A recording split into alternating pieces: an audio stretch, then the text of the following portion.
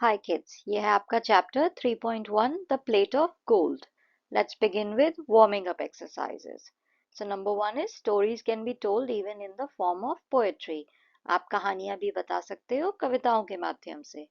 Such poems are called narrative poems. ऐसी poems को हम narrative poems कहते हैं क्योंकि ये narrate कर रही हैं, story बता रही हैं. Narrative poems do not always follow rhythmic patterns of a fixed rhyme scheme. In poems में जो है कोई रिदमिक पैटर्न नहीं होता है और कोई फिक्स राइम स्कीम भी नहीं होती है.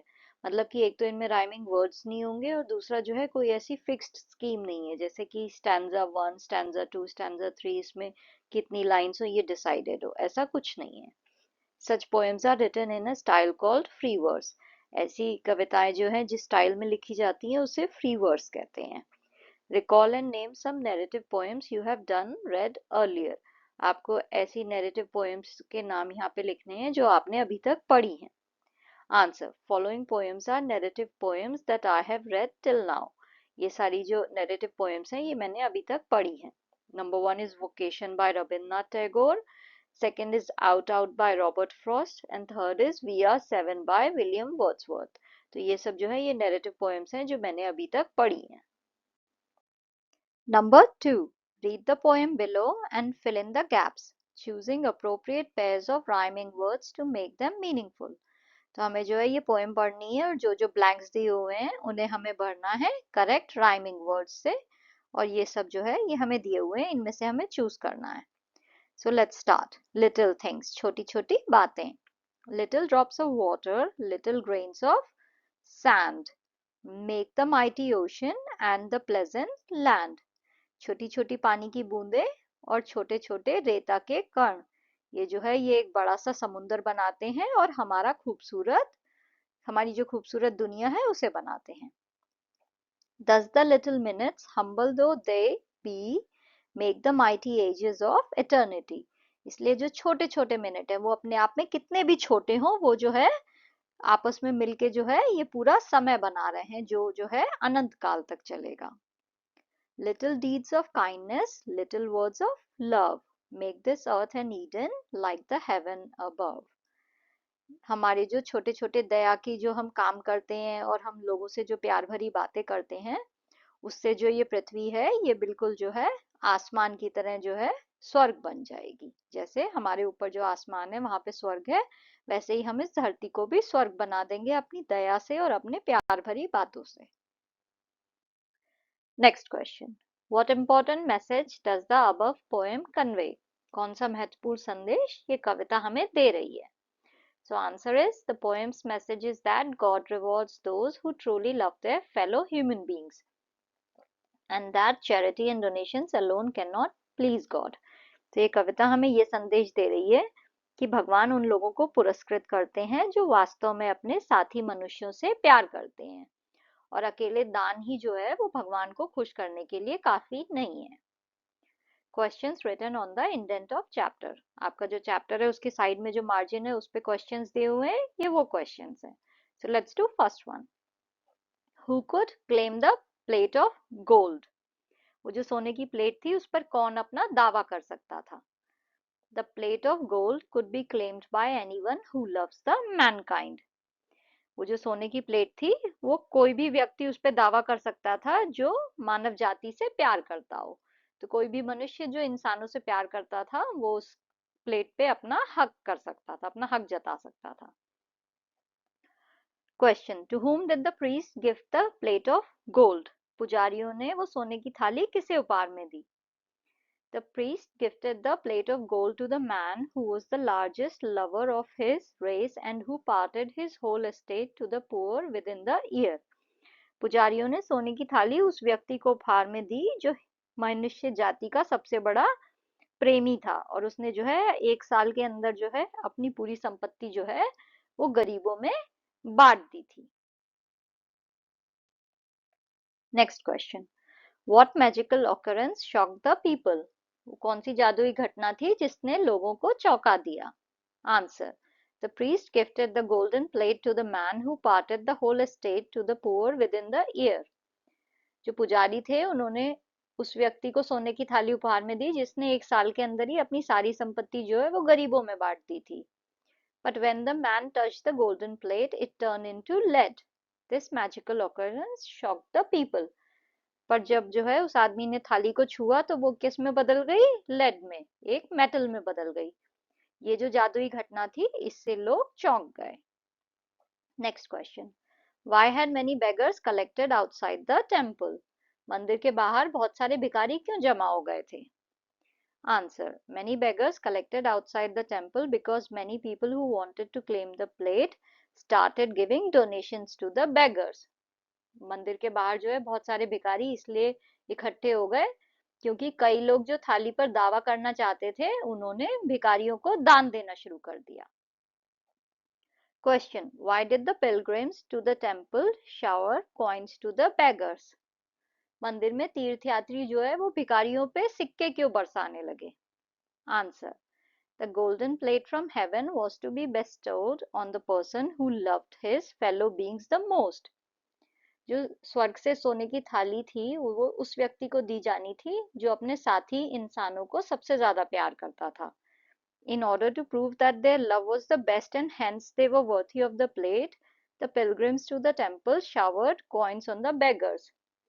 यह साबित करने के लिए कि उनका प्यार सबसे अच्छा था और इसलिए वे थाली के योग्य थे, मंदिर में जो तीर्थयात्री थे उन्होंने भिखारियों पे सिक्के बरसाए। Next question, What did they fail to do? वे क्या करने में असफल रहे? Answer, the pilgrims failed to see the poor sad eyes of the beggars.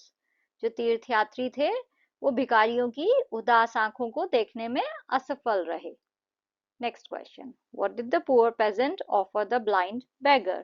वो गरीब किसान ने अंधे भिखारी को क्या दिया? Answer, the poor peasant offered the blind beggar sincere pity and love. वो जो गरीब किसान था उसने अंधे भिखारी को सच्ची दया और प्यार दिया। Question, why had God chosen the simple peasant as the most deserving of the plate of gold? भगवान ने उस साधारण किसान को सोने की थाली के योग्य क्यों चुना? Answer, the poem suggests that God chose the simple peasant as the most deserving of the plate of gold because he was honest and kind. कविता बताती है कि भगवान ने उस साधारण किसान को सोने की थाली के योग्य इसलिए चुना था क्योंकि वो ईमानदार था और दयालु था। Next is English workshop. Let's do first one. Pick out words from the poem to complete the sentences meaningfully. आपको अपनी कविता में से जो है words ढूंढ के जो है ये sentence पूरे करने हैं. So A is Stephen Hawking was a renowned astrophysicist. Stephen Hawking जो है वो एक प्रसिद्ध astrophysicist थे. Famous, उसका word क्या हुआ जो आपकी कविता में यूज हुआ है? Same उसका synonym renowned. The government made a proclamation about their new taxation policy. सरकार ने जो है घोषणा की, announcement, proclamation, घोषणा करना. Everyone stood aghast when the terrible accident took place. सब लोग जो है वो स्तब्ध होके खड़े हो गए, हैरान हो गए. She wrangled with the hawker to reduce the price. वो जो है उससे लड़ने लगी ताकि वो जो है उसका प्राइस घटा दे. Handicapped people should never be shunned. उनको कभी भी नजरअंदाज नहीं करना चाहिए. Number 2. Make a list of archaic words from the poem and give their modern equivalents. तो आपको कविता में से जो है पुरातन शब्द ढूंढने हैं. Archaic words क्या होते हैं? पुरातन शब्द जो हम अभी यूज नहीं करते हैं और हमें उनके जो है मॉडर्न इक्विवेलेंट्स ढूंढने हैं, जो आधुनिक अपनी जो हमारी नई भाषा है उसमें जो हम उसकी जगह यूज करते हैं वो शब्द हमें ढूंढ के बताने हैं. So answer, here are some archaic words used in the poem and their meanings. तो ये कुछ archaic words हैं, पुरातन शब्द जो कविता में यूज हुए हैं और उनके मतलब. So number 1 is writ, यानी कुछ लिखा हुआ. Loveth मतलब loves मतलब किसी से प्यार करना. Lo मतलब an archaic exclamation to draw attention. इसका मतलब हुआ कि आप जो है किसी का ध्यान आकर्षित करने के लिए जो है जो शब्द यूज करते हो उसको कहते हैं लो. गोल्डन रिवॉर्ड मतलब इनाम. दो यानी you.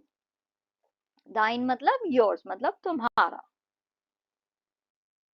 Number 3. Rearrange the following in the proper order and insert them into a flowchart as per the poem. तो ये सारी जो घटनाएं जो कविता में हुई है, हमें इन्हें सही ऑर्डर में अरेंज करना है कि कौन सी पहले हुई, फिर उसके बाद क्या हुआ और उसके बाद क्या हुआ.